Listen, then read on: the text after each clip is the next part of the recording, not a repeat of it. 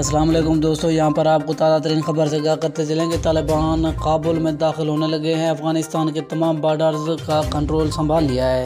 کابل میں Afghan security forces اور طالبان میں فائرنگ کا تبادلہ ہوا، جس کے باعث افغان دارالحکومت میں سرکاری عمارتیں خالی کرائی گئیں۔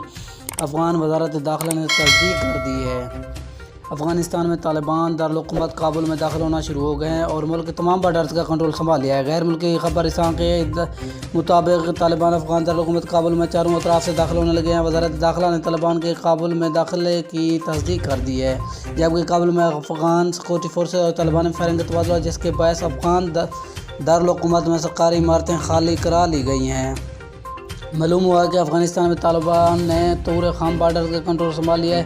طالبان کی جانب سے طور خام بارڈر کا کنٹرول سنبھالنے کے بعد پاک افغان سرحد طور خام پر تعینات افغان فوجی فرار ہو گئے ہیں، جبکہ پاک افغان سرحد طور خام کو آمد و رفت کے لیے بند کر دیا گیا ہے۔ جبکہ ملک کے اکثریتی علاقوں پر قبضہ کرنے کے بعد طالبان افغانستان کے دارالحکومت کابل میں بھی چاروں طرف سے داخل ہونے لگے ہیں۔